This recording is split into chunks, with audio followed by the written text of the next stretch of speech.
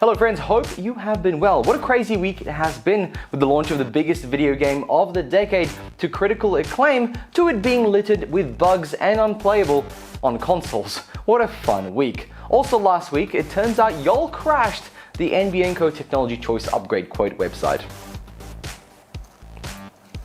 Well done. Welcome to the Dirt Report, tech and telco news from around Australia. Today we have a whole lot of news, so we might have to do a bit of a quick fire round at the end. So we have the ATO, the NBN Co, the Queensland, Woolworths, Huawei France, Samsung, all are up to some cool techie things. Thanks for jumping in. Make sure to tap like on this video if you did, and smash the subscribe button to support us.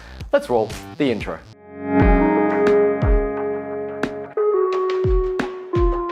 This week, the ATO released their 6th annual Corporate Tax Transparency Report. Links below for your reading pleasure, of course. In this report, as you can imagine, are a whole bunch of companies who absolutely pay their fair share of tax compared to their income. Here's what the report covers. 1,320 foreign-owned companies with an income of 100 million or more, 991 Australian public or private entities, of which 527 are Australian public entities with an income of 100 million or more. 464 are Australian-owned resident private companies with an income of 200 million or more.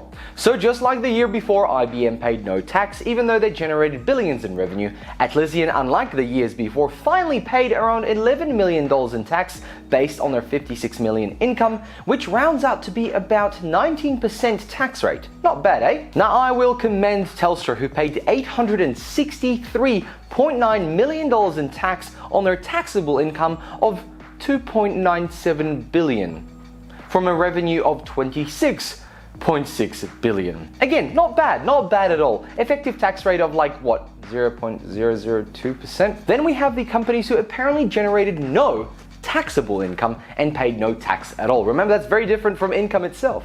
Nonetheless, we have DXC with 1.9 billion in revenue, Vodafone with 3.65 billion, NBN Co with 2.86 billion. Now that one is quite easily explained as to why they haven't paid tax.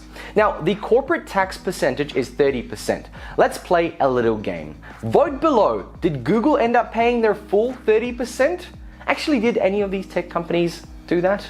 The answer is, of course, a resounding no. The magic of accounting, I guess. Google paid 26%, which isn't bad at all for a giant like them. Now, I have also linked a post on the ATO's website which has statement by the ATO Deputy Commissioner Rebecca Saint. Here is a highlight of what she said. The ATO takes steps to verify that losses in the large market are not created through contrived schemes, but actual losses that can be traced back to commercial operations.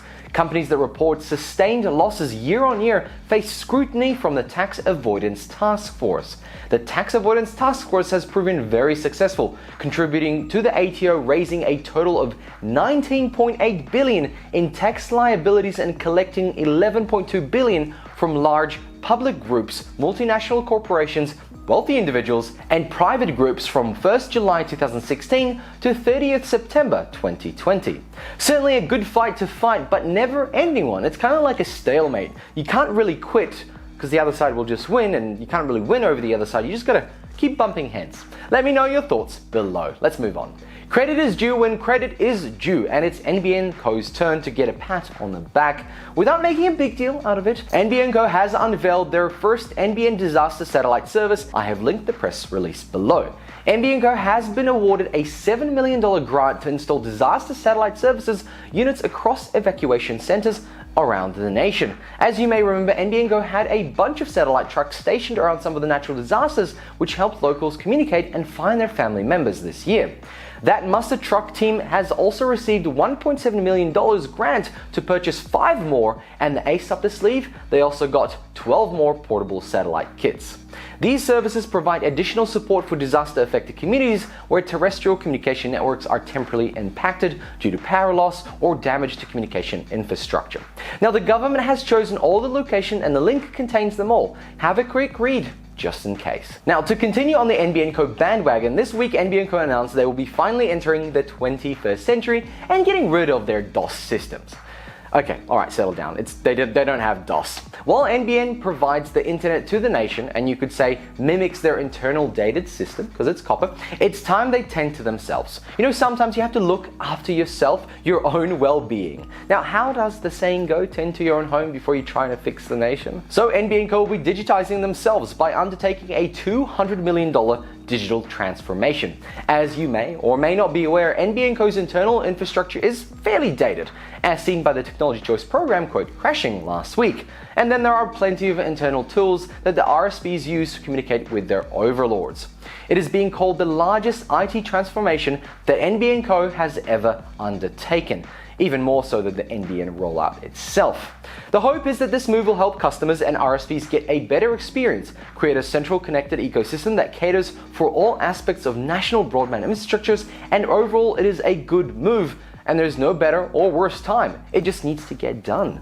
Now let me know your thoughts below. Time to speed up. Queensland has launched the first phase of smart ticketing systems. The rollout is worth over $370 million and will allow commuters to simply use their bank cards or smart devices to tag on and off. Links below if you want more details. Now, in a statement on the Queensland government site, Queensland's Transport and Roads Minister Mark Bailey said, "Because of Queensland's strong health response to COVID-19, Queensland is good to go. And with thousands of interstate travelers expected to flock to the Gold Coast over the summer holidays, they'll now be able to travel on our iconic trams without having to use a Go card. It's a huge coup for the city's $12 billion tourism and hospitality industry, alongside our other tourism initiatives and our record $4 billion spend on Gold Coast roads and transport that'll support jobs as part of the Queensland economic recovery.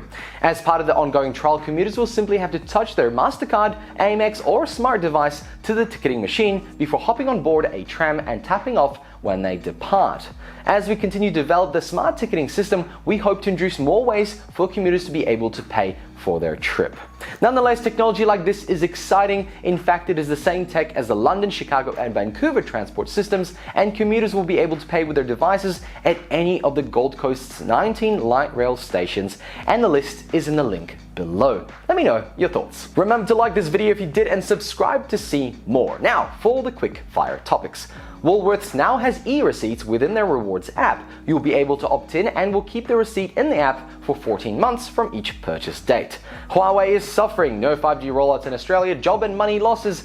They'll be taking it to the Australian Parliament for an inquiry. The French version of the ACCC has fined Google and Amazon $217 million for breaching cookie rules, unlikely to stop Google and Amazon from doing that in the future. Samsung Galaxy S21 has leaked. Looks like an iPhone from last year and performs like an Android. But hey, it only has a pinhole for the camera this time around. And that's all I have for you today. Join us next week for more Aussie tech news. Make sure to like this video if you didn't subscribe to support this channel. There's also videos throughout the week, so stay tuned. Thanks for watching everyone, and I'll catch you all in another one. Bye!